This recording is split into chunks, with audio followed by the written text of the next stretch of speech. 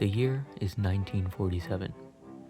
Emerging from the shadows of British colonial rule, India gains its independence, embracing the dawn of a newfound freedom. This nation faced the colossal task of rebuilding its economy and infrastructure, and central to this mission was the underlying importance of a strong education. The establishment of the Indian Institutes of Technologies, or IITs, embodied the nation's commitment to the citizens' right to quality education and the responsibility to foster a growing technological advancement for the country. The creation of the IITs was a pivotal decision in India's post-independence era, reflecting a vision to create a strong educational foundation for the nation, paving the way for innovation and advancement. This initiative not only emphasized the important right to advanced education, but also effectively managed the nation's responsibility to drive economic and social development through emerging technology. As India celebrated its independence, the problem still remained of rebuilding the educational aspect of the nation. The literacy rate stood at a mere 18%, with significant disparities between urban and rural areas, as well as among different social classes. The education system, previously tailored to serve colonial interests, lacked the necessary backing to support the new sovereign nation. Prime Minister Jawaharlal Nehru, the first visionary leader of the new nation, recognized that education was the crucial factor to national development.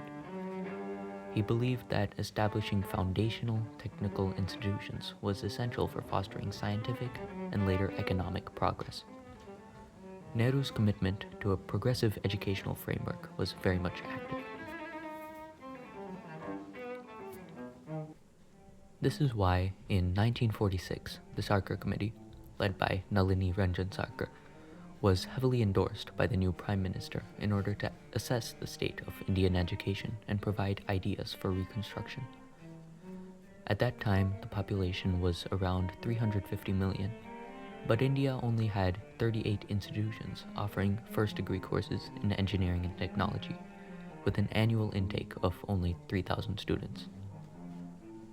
Recognizing the need for a far more advanced technical education, the committee recommended the establishment of 4 higher technical institutions, one in each region of the country. These institutions took inspiration from the Massachusetts Institute of Technology in the United States, aiming to match its importance as a center of education and research. This led to the establishment of the first Indian Institute of Technology in 1951 in the eastern city of Kharagpur, West Bengal, repurposing the site of the former Hidgley detention camp into a beacon of knowledge. This transformation symbolized India's shift from colonial oppression to its rightful educational empowerment. In 1958, in the western city of Bombay, Maharashtra, a new institute was established. It gained assistance from the UN agency of UNESCO, providing equipment for the school, and the Soviet Union, which provided funds and technical experts. Later, as Jawaharlal Nehru went on an official visit to West Germany, he was able to sign an agreement in order to get technical equipment and professors for the third institute in southern Madras, Tamil Nadu.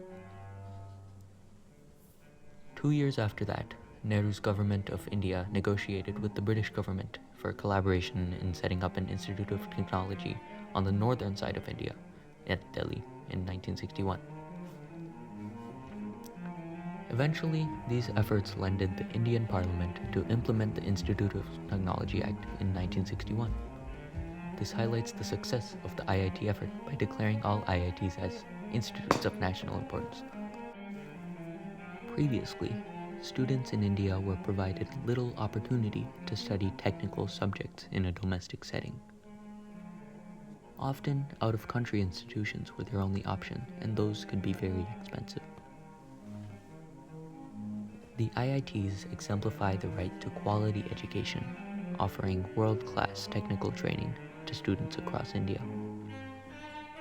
They have become symbols of academic excellence and equal opportunity in the country. Historically, education in India was far from adequate, and many people were not truly educated in certain sciences. Several Indian industries were run by foreign companies and employees due to their education. However, as the IIT program expanded, these industries soon saw native Indians working. This drove employment opportunities, fueling the economic development of India, and quickly developing the nation into a major player on the world economic stage. Over the decades, the IITs have not only molded India's technological landscape, but also carved an impressive global footprint. Alumni from these prestigious institutions now hold leadership positions in some of the world's most influential technology companies. Take, for example, Sundar Pichai, whose journey from an IIT graduate to the CEO of Alphabet Inc. has become emblematic of the IIT promise, a promise of excellence that transcends borders. Similarly, N.R. Narayana Murthy, the co-founder of Infosys, began his journey at an IIT and went to revolutionize the global IT services industry, setting benchmarks in corporate governance and innovation. These stories are not isolated incidents, but part of a larger narrative, a robust network of IIT alumni contributing to fields as diverse as finance, academia, engineering, and social entrepreneurship on an international scale.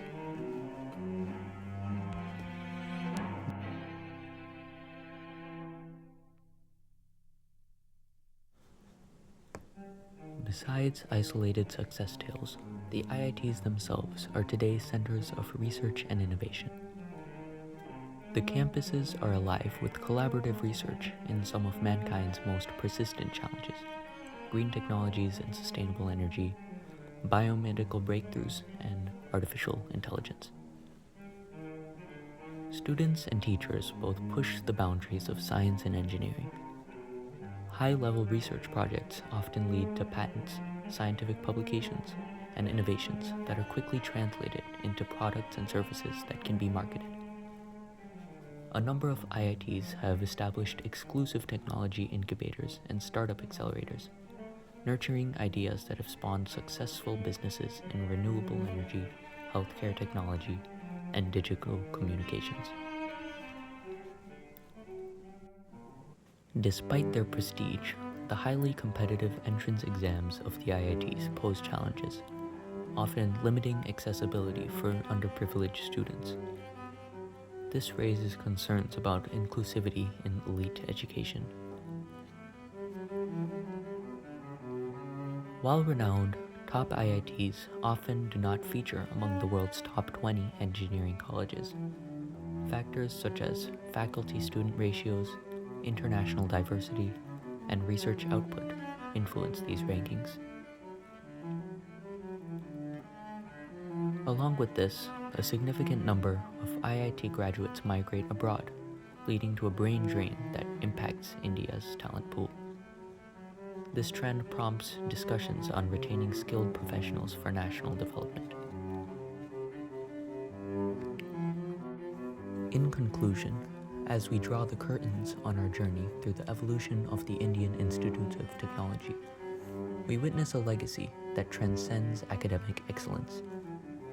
The IITs are not merely centers of technical prowess, but vibrant symbols of a nation's unwavering commitment to upholding the rights and responsibilities of their citizens.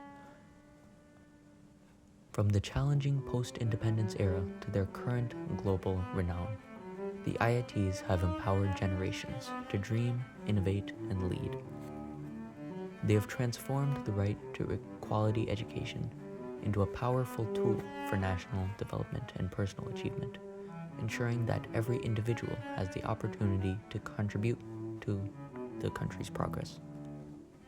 Yet, this legacy comes with an enduring call to action. The technological marvels and breakthroughs emerging from these institutes remind us that with the right to education comes the responsibility to harness that knowledge for the greater good. Today, as the IITs continue to push boundaries in research and innovation, they also inspire us to address pressing social challenges, fostering inclusivity, sustainable development, and a resilient society.